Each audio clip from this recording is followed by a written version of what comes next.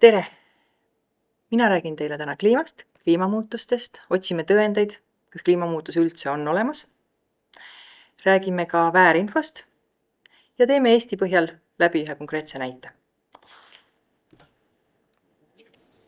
Kui me mõtleme kliimamuutuste peale, siis tavaliselt inimestel tulevad silme ette just umbes sellised pildid. Metsatulekahjud, orkaanid, liustiku sulamine, üleujutused, põuad. Me teame, et kliima muutub. Me teame, et selle muutuse taga on inimkond. Kuigi just praegu on Brasiilias ÜRO kliimakonverents ja sealt puudub Ameerika, sest Ameerika president ütleb, et kliimamuutusi pole olemas. Ja tema pole mitte ainuke kliimaskeptik. Neid on päris palju, kes levitavad väärinfot ja manipuleerivad. Meil on Tartu Ülikoolis üks väga hea töögrupp, kes uurib väärinfot ja manipuleerimist just kliimamuutuste kontekstis. Katrin Vaino veab seda eest ja järgnevad slaidid ongi laenatud temalt. Tema on jälle omakorda laenanud need Cranky Uncle'i kodulehelt. Mis on siis need tüüpilised viisid, kuidas väärinfot levitatakse ja milliseid manipulatsioonivõtteid kasutatakse? Kõigepealt on võltseksperdid, keda kasutatakse päris palju. Siis loomulikult loogikavead, võimatud ootused. Näiteks teadusele, kui sa nõuad väga täpset ühte numbrit, siis teadlane, kes teab, mida ta teeb, seda anda ei saa, sest alati on mingi usaldusväärsuse nivoo, mille raames sa saad midagi väita, eriti kliimateemadel. Loomulikult vandenõuteooriad, kirsside noppimine, kahemõttelisus, vale analoogia, väärtõlgendamine ja nii edasi ja nii edasi. Kuna me tahame teile toeks olla loovtöö ja uurimustöö juhendamisel, siis ma olen slaididele pannud niimoodi, et kui on märk elektripirn, siis on selline mõte, et sellisel teemal või idee, alge, sellisel teemal võiks loovtööd kirjutada. Ja selle slaidi peal mul on siis, et leidke näiteid manipuleerimise kohta. Konkreetseid näiteid. Meil on toodud ära need viisid, kuidas üldse on võimalik manipuleerida ja väärinfot siis edastada. Ja konkreetseid näiteid. See on väga huvitav uurimustöö teema minu meelest. Meil endal on näiteks võltsekspertide kohta vana ammune tuntud Endel Lippmaa näide. Aga tegelikult kindlasti on palju uuemaid näited ja see oleks väga huvitav just noortel enda meediaruumidest otsida neid konkreetseid näiteid. Siis kirsside noppimise kohta mul on selline tore joonis. Kirsside noppimine tähendab siis seda, et sa võtad ühe tüki välja andmetest just selle, mis sulle sobib. Väga hästi kirjeldab seda uppuv laev, joonise peal näha, mille ülemine ots tõuseb hetkel. Nii et see oleks täpselt nii nagu väita, et hetkel kliima soojenemist, kliimamuutusi ei ole, et mis tähendab, et me uppume, mina liigun hoopis ülespoole. Täpselt sama situatsioon on siis, kui meil on mõni käre talv ja öeldakse, et mis kliima soojenemine, väga ilus külm talv on sellel aastal. Millega selle koha peal, ja see on ka kirsside noppimise näide siis, millega selle koha peal eksitakse, aetakse segi ilm ja kliima. Hästi lihtsalt öeldes, kliima on see, mida sa ootad ja ilm on see, mille sa saad.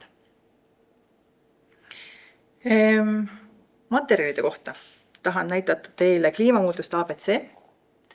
On selline väike raamatukene, mida me kliimateadliku projektis tegime. See on IPCC-le põhinev eestikeelne, teaduslikult väga usaldusväärne trükis. See on olemas ka kodulehekülje pealt saadav. Et piiratud koguses on võimalik saada füüsikahoonest, kui hästi küsida, ikka paberi peal, aga laiemale avalikkusele on see kättesaadav koduleheküljelt kliimatarkused.ut.ee. Link on ka siin näha. Ja kitsamas mõttes on siis kliima, mingi ilmade pikaajaline laad ja rütm. Ja kindlasti me ei tohi öelda, et kliima on ilma keskmine. Sellepärast, et hästi suure osa sellest laadist ja rütmest moodustab äärmused. Ja kui me ära keskmistame, siis me tegelikult ei räägi enam sellest nii-öelda mustrist. Ja just need äärmused on need, mis meid kliimamuutuste juures kõige rohkem hakkavad mõjutama. Varem hästi palju on defineeritud see, et kliima on ilma keskmine, siis see tegelikult ei ole õige. Aga laiemas mõttes muidugi kliima alla käivad, kliimasüsteem koosneb ka atmosfäärist, hüdrosfäärist, krüosfäärist, litosfäärist, biosfäärist, kõik need on omavahel seotud. Ja kui ühte osa muuta, siis tegelikult muutub kogu süsteem. Nii et me tegelikult teame, et kliimasüsteemis on loomulikud kõikumised. Näiteks meie lähedal, mis meid hästi palju mõjutab, on NAO-indeks.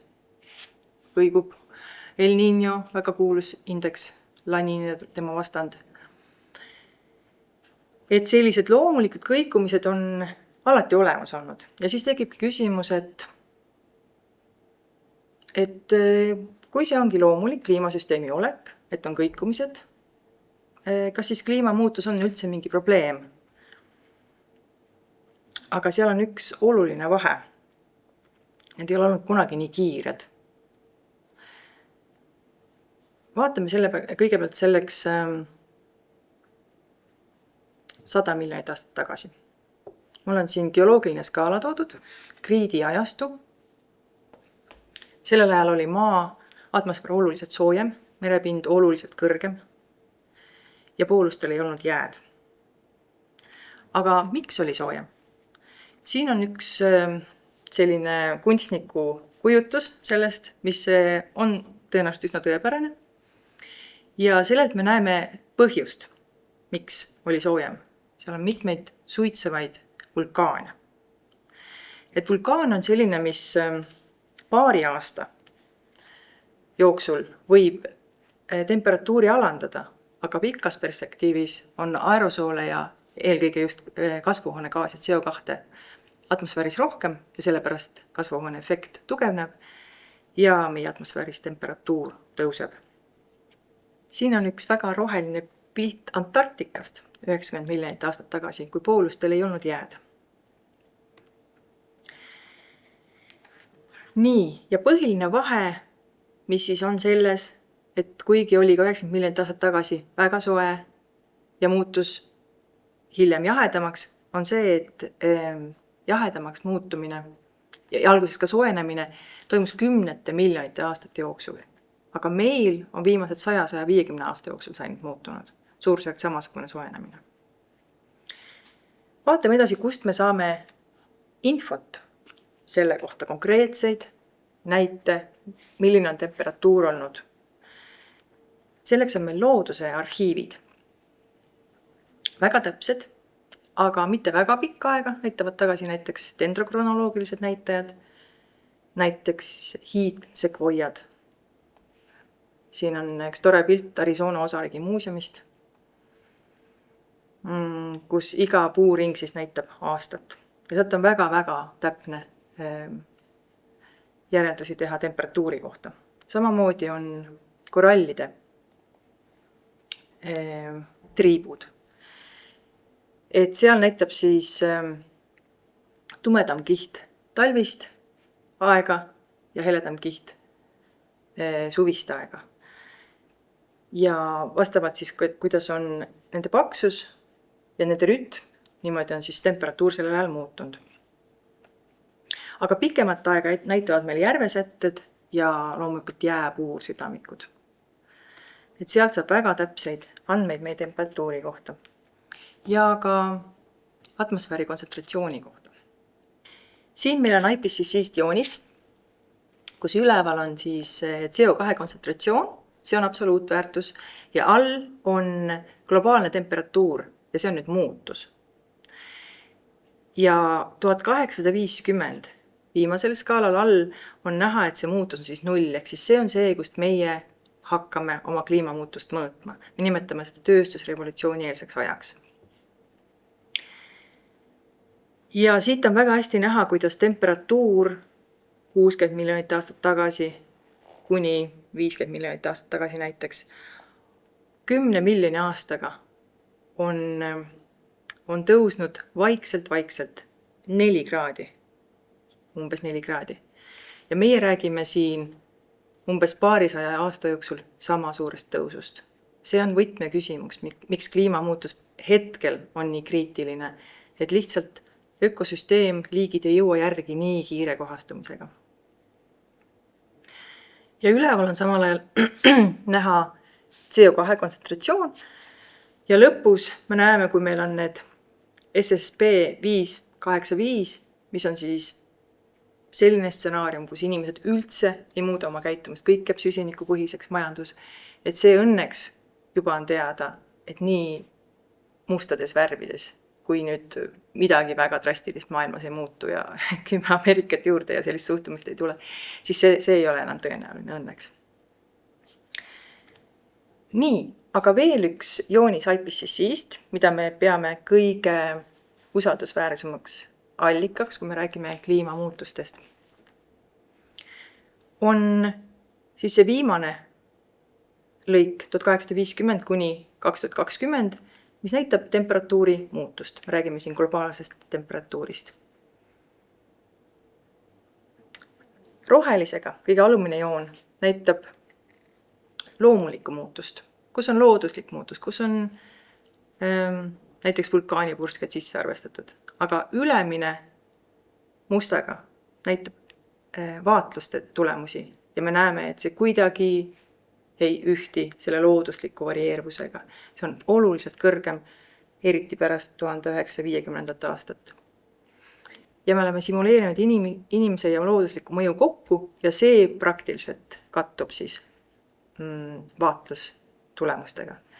Ehk siis saab selle põhjal väga kindlalt väita, et looduslikud põhjused ei seleta ära juba praegu viimasel 50, 70, 100 aastal toimunud temperatuuri tõusu. Küll, aga kui võtta mudelisse siis sisse inimmõju, lisaks loodusmõjudele, siis see seletab väga hästi ära.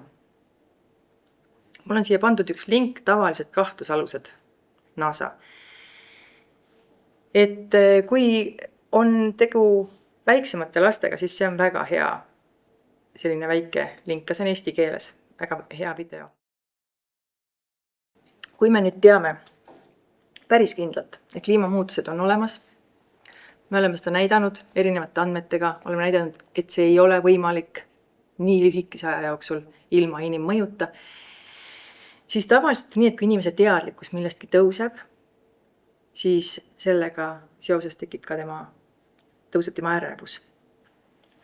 Ja selle kohta on siis meil käibel isegi 2 nimetust, kliimaärevus või kliimastress. Selle kohta on siin ka lõpus üks väike lühikene lõigukene ja ülesanne ka, kui me ei eksi. Kui teid huvitab, vaadake rohkem või online versioonist kliimamuutuste ABC-st siis. Ja kliimastress erineb paljudest tavalistest ärevuse vormidest selle poolest, et selle taga on reaalelu stressiallikas. Sellepärast, et loomulikult inimene, kes tunneb ükskõik mis põhjusel ärevust, tema jaoks on alati see allikas subjektiivselt võttes reaalne, aga kliimastress on see, et ta on objektiivselt mõttes reaalne. Mida me siis saame selle ärevusega teha? Uuringud näitavad, et ärevust vähendavat tehnikat tuleks kombineerida reaalses tegevusega. Ehk siis, kui te hakkate ise kaasa aitama sellele, et kliimamuutusi leevendada ja nendega ka õppida kohanema, siis alaneb ka ärevuse tase. Siin ma olen pannud kirja 2 sellist ideed, mida võiks uurimustööde või loovtööde raames teha. Kaardistage kliimaärevuse määr oma klassis või koolis või kogukonnas ja uurige erinevate riikide osalemist ja selle muutusi kliimakokkulepetes. See hakkab siis juba 1992 Rio de Janeirost pihta, Kyoto 2005 ja siis kõik need COP26, COP27 kuni praeguse Brasiilia kohtumiseni välja. Seal on hästi põnev, ma olen näinud ühte videolõiku, kus ma arvan, et see oli Kyoto 2005, kuidas terve saali täis inimesi, see energia, mis seal oli nii nagu selline võidukas või rõõmus, et kui tuleb kliimaärevus peale, siis näha ikkagi see inimkonna soov midagi ära teha ja kui nad said sellega valmis, siis see on tõeliselt meeleolukas klipp. Ma kahjuks ei saanud seda siia täna panna tehnilistel põhjustel, aga seda leiab kindlasti otsingus ülesse. Neid on kindlasti mitmeid erinevaid. Mida me siis saame teha? Et kõigepealt kaasa aidata, selleks, et aidata leevendada ja kohaneda ja samal tegeleda ka oma ärevusega. Mul on üks idee pandud siia kirja ka, et kaardistage erinevad tegevusi, mida saab üksikisik või kogukond või riik teha kliimamuutuste leevendamiseks või kohanemiseks. Ma arvan, et seal kõige parem on ikka õpilase enda vaade. Ta mõtleb, mida tema saab täpselt teha sellisena, nagu tema on. Kindlasti on mingid tegevused, millene ta ei ole siiamaani tulnud ja mis aitavad kokkuvõttes teda ja maailma. Üks viis, kuidas midagi ära teha, on anda teada oma meelsusest. Selleks meie põlvkond väga barrikaadidel ei läinud, aga mulle tundub, et noorem põlvkond on vabam oma meelsuse väljendamises ja siin on toodud erinevaid näiteid, kuidas seda teha saab. Me oleme kuulnud, ma arvan, kõik sellest Van Goghi maali pihta suppi viskamise näitest. See on maitse küsimus, kas see oli hea mõte? Kindlasti sai see palju tähelepanu. Aga on ka selliseid rafineeritumaid näiteid. Näiteks Olafur Eliasson 2018 Londonisse keskparki tõi kokku juba ära murdunud liustiku tükid. Nii et inimesed said seal vahel käia ja siis mõtestada, et see tekitas kindlasti huvi ja sellist diskussiooni. Aga kui nüüd mitte ainult rääkida sellest, mida me mõtlema, vaid ka ise püüda midagi konkreetselt ära teha, siis ma arvan, hästi praktiline asi, millega tegeleda, on siis süsiniku jalajälg.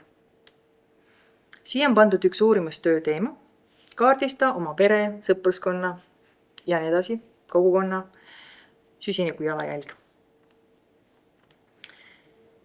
Siin on natuke ülevaadet süsiniku jalajälje kohta, aga lähme edasi. Meil on üks hästi huvitav joonis selle kohta, kuidas saaks analüüsida. Kui esimene on see, et ma kvantitatiivselt vaatan, milline on minu süsiniku jalajälg, siis see joonis aitab meil analüüsida sellel skaalal, et kas ma midagi vajan või ma tahan midagi ja kui suur on selle keskkonnamõju. Ja siin on siis edasiarendus sellest eelmisest ülesandest ideena, et analüüsi oma pere ja sõpruskonna süsiniku jalajälgi, just et sa analüüsid, mitte sa ainult ei kaardista. Ja kuidas seda oleks võimalik vähendada? Kõik me oleme natuke erineva käitumis-tarbimismustriga ja võib-olla kuigi see valem lõpuks on üsna universaalne tavaliselt. Siin ma tahan teile näidata ühte väga-väga head Euroopa Komisjoni aruannet. Siin on link all, aga kui te lihtsalt isegi kirjutate Google'isse sisse Edgar ja Euroopa Komisjoni aruanne, siis tuleb selline kasvuhoonegaaside aruanne kõikide maailma riikide kohta aastast 1990, täpselt sama meetoditega tehtud, väga hea võrdlev baas. Ja siin on kõrval toodud näiteks Eesti kohta, sektorite kaupa. Siin on palju küsimusi, mida saaks arutada ja uurimustöös kasutada. Näiteks muutused Eesti elaniku või riigi süsiniku jalajäljes viimase siis X aasta jooksul. No, seda võiks võtta aastat 1990 algusega. Me saame võrrelda Eesti jalajälge või siis eestlase jalajälge teiste riikide omadega. See on väga, väga hea ka. Siis analüüsida valdkondade kaupa ja vaadata muutusi valdkondade kaupa. Miks on see oluline, et me võtame ühest kohast need numbrid? Sellepärast, et need metoodikad on natuke vahel erinevad, näiteks kes võtab maakasutuse muutust sisse, kes ei võta. Ja kui sa võtad ühe riigi kohta info ühest allikast ja teise riigi kohta teisest allikast, siis need tavaliselt ei ole omavahel tegelikult võrreldavad. Nad on nagu suurusjärgu pidi võrreldavad, aga täpselt mitte. Ja veel üks huvitav asi on see, et kui me võtame süsiniku kalkulaatorid, siis need enamasti töötavad väga hästi näiteks ameeriklase kohta, Suurbritannia elaniku kohta, aga väga hästi Eesti kohta ei ütle. Üks asi, mida te ei oska arvestada, on meie põlevkivi energeetika tavaliselt. Nii et kui te võtate selle süsiniku kalkulaatori ja enda kohta välja arvutate, siis see tuleb alati positiivsemas värvides kui see, kui te võtate tegelikult Eesti riigi ametliku statistika või siit samast Edgari andmebaasist andmed näitavad ühe elaniku kohta alati palju kõrgemat, kui te ise võtate. Üks asi on see, et me ei oska kõike sisse arvestada, mis läheb, ja teine asi on see, et tõesti selle põlevkivi energeetikaga need kalkulaatorid ei oska arvestada. Aga võiks proovida vaadata, mis Eesti kohta kõige paremini töötab. Neid kalkulaatoreid on 10+, veel rohkem, mitu kümneid. Ja võiks täitsa teha niimoodi, et võtad näiteks 5 kalkulaatorit ja vaatad siis erinevad, mis gruppe arvestatakse, kui suured tulevad erinevused ja siis vaadata, et mis Eesti jaoks kõige paremini töötaks. Me rääkisime siis selle ära, et kliima muutub, mis on tõendid, et kliima muutub, millised on võimalikud manipulatsiooni viisid kliimamuutuste info manipuleerimiseks. Siis me rääkisime ära, miks kliimamuutus on praegusel viimasel paarisajal aastal teistsugune, kui see on olnud näiteks 90 miljonit aastat tagasi, et ta on olnud kiirem. Ja nüüd me vaatame natuke konkreetseid andmeid. Me vaatame mineviku andmeid ja tuleviku andmeid. Mina püstitasin sellise küsimuse. Kas Tartu maraton on viimase 20 aasta jooksul lumevähesuse tõttu sagedamini ära jäänud?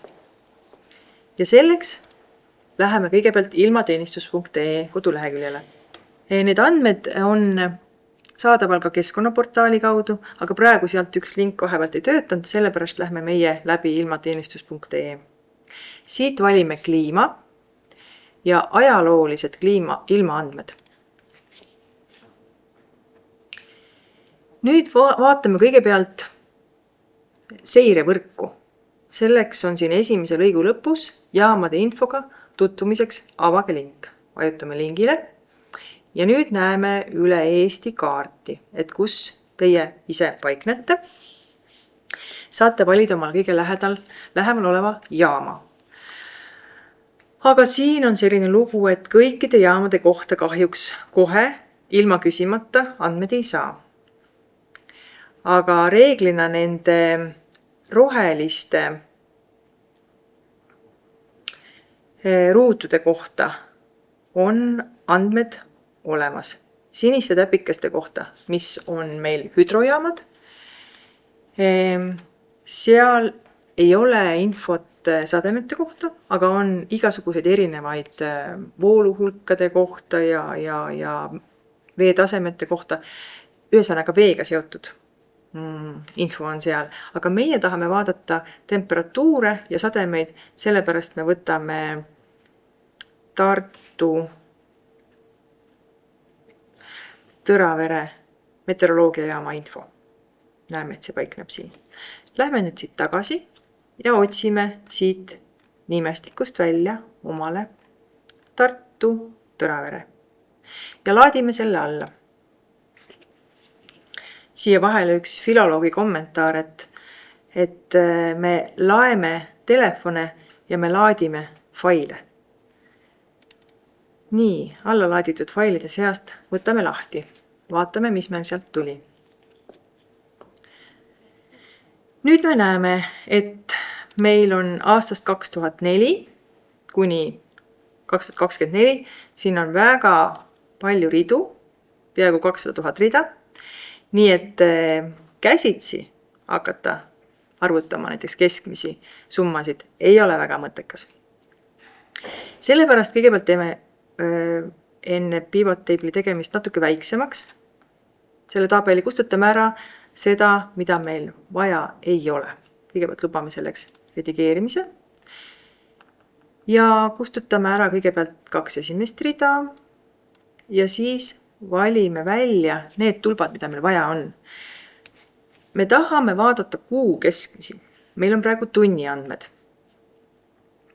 Ja pivot table laseb meil just mugavalt seda teha, aga meil ei ole vaja kiirgusandmeid ega õhurõhu andmeid ja need tulbad kustutame vahelt lihtsalt ära.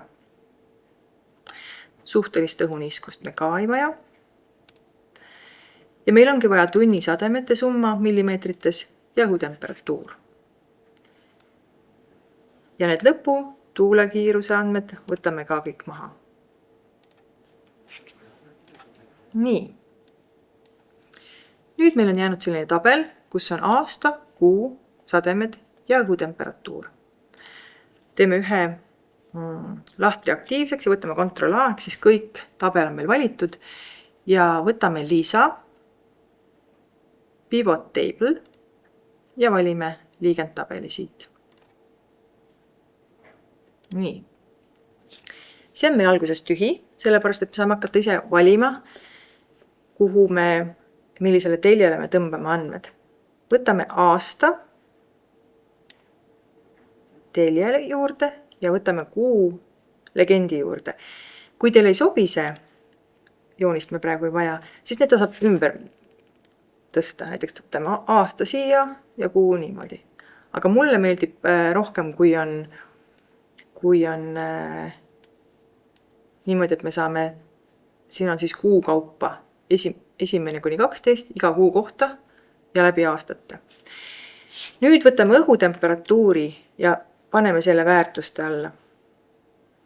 Nüüd on küsimus, et kui meil on õhutemperatuur, siis selle kogu summaga meile antud küsimuse raames ei ole palju teha midagi.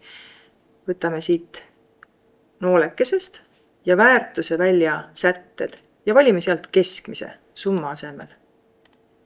Nii. Vaatame nüüd.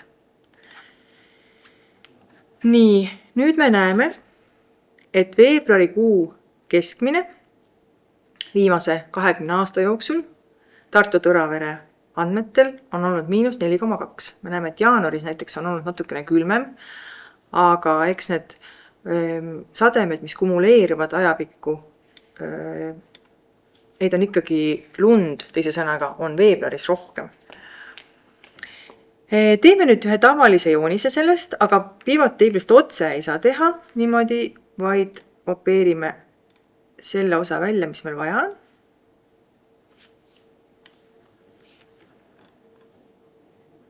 Nii. Ja jätame siia ainult veebruari andmed. Kopeerime jaanuari andmete peale. Nii. Kirjutame veebruar, temperatuur ja kõrvale aasta. Nii. Kuigi 20 aastat on tegelikult liiga lühike aeg, et usaldusväärset trendi välja tuua, siis me saame ikkagi kõigepealt proovida nendega ja kui siit paistab juba, et midagi on tulemas, siis me tegelikult saame keskkonna ametil ise kirjutada, aga ma näitan seda kohe hiljem. Nüüd me teeme graafiku ja vaatame, siin on vaja jälle andmed valida õigesti. Lisame veebruarikuu keskmised temperatuurid ja võib nime ka siit võtta. Nii. Ja ajatelje valime siit. Nii. Nüüd on meil see number siin halvasti keskel. Võtame telje vorming ja sildid viime alla. Nii. Nüüd, mida me saame teha, me vajutame sellele graafikule. Me näeme, et loomulik varieerumine, nagu kliimaandmetel ikka, on väga suur ja sellepärast on 20 aastat liiga lühike aeg, et usaldusväärset trendi välja tuua. Aga me paneme siiski joone siia peale, vajutame aktiivseks ja parema klõpsuga lisa joon.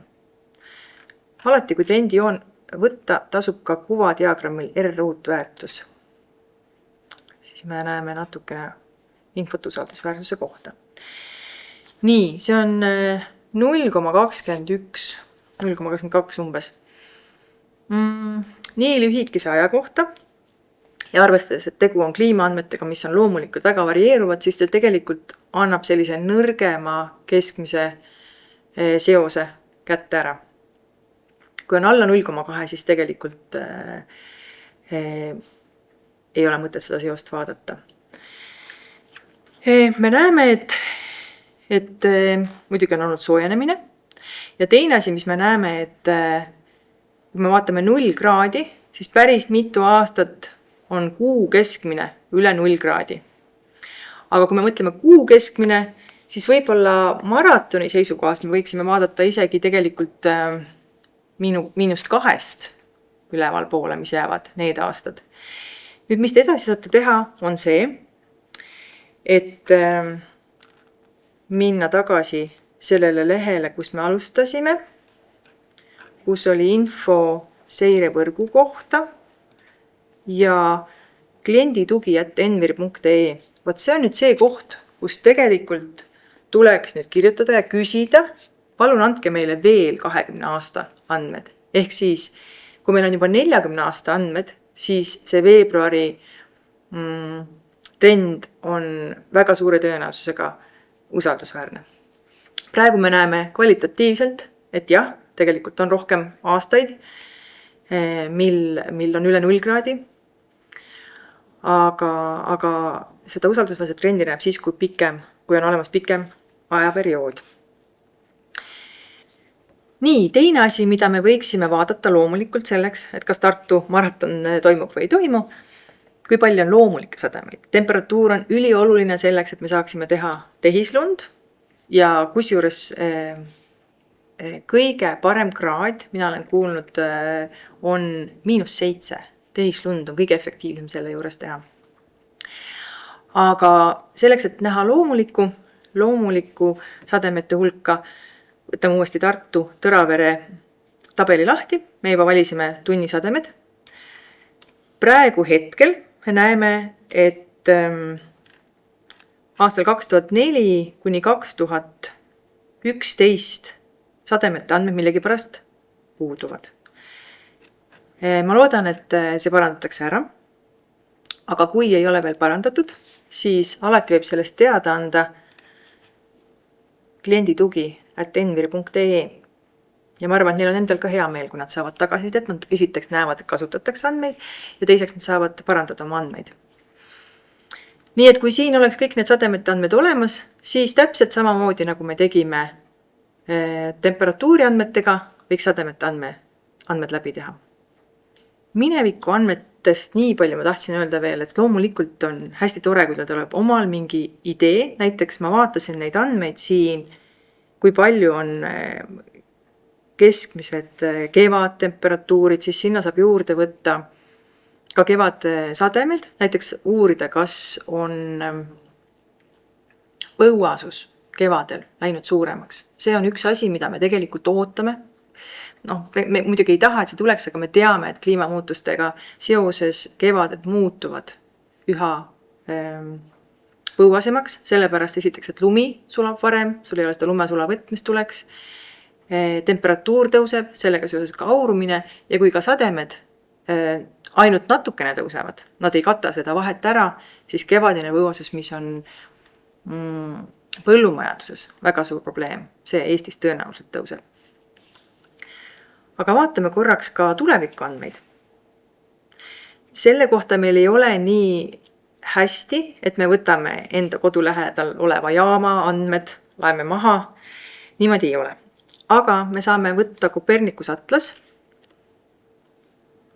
mis on IPCC põhjal tehtud, väga usaldusväärne, aga meil on Eesti kohta täpselt üks rakk. Nii, vaatame selle, kuidas see käib. Lähme atlase juurde.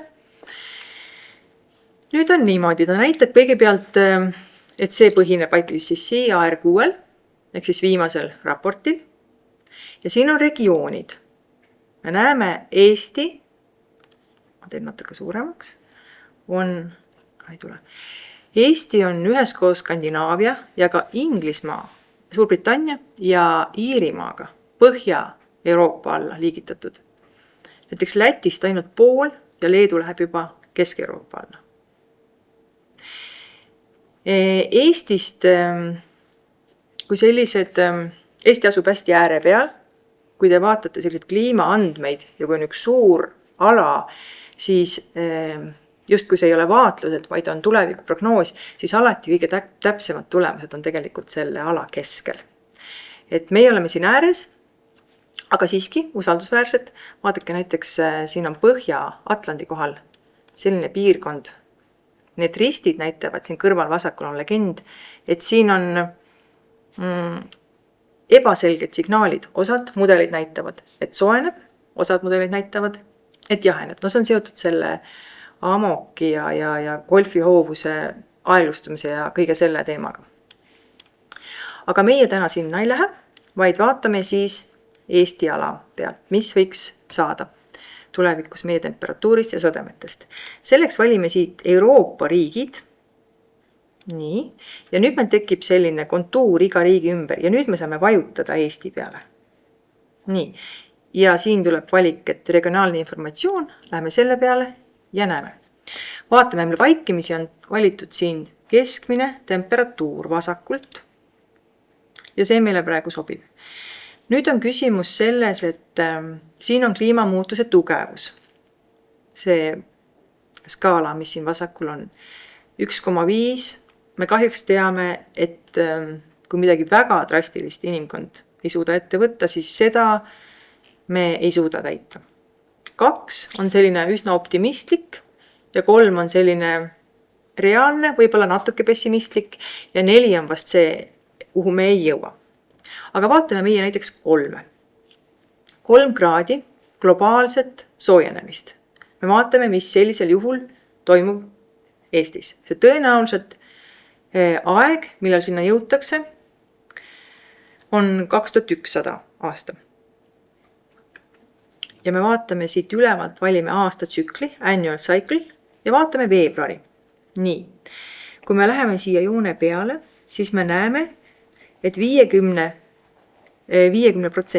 on pluss 5,76 kraadi. See on väga palju, kui me enne vaatasime teiega alguses loengu ajal, palju temperatuur tõusis 60 miljonit aastat tagasi kuni 50 miljonit aastat tagasi, ehk siis 10 miljoniga, siis see vahe oli ka 5 kraadi. Ja nüüd me räägime ainult paarisajast aastast. Mis see 50% tähendab siin? See tähendab, et kõik mudelid, mida on umbes 40, kõikide nende väärtused reastatakse ära. Ja siis see 50 on täpselt see keskmine, millest 50% jääb, näitab kõrgemaid väärtusi ja 50 madalamaid väärtusi. Nii et tegelikult 50% on täiesti mõistlik võtta. See on siin see tumepunane joon ka joonisel. Nii et kui me vaatame tagasi korraks oma keskmist temperatuuri, mis on -4,2 ja kui me vaatame, et see veebruaris võib tõus olla pluss 5,7, ma kardan, et Tartu maratonist enam palju järgi ei jää.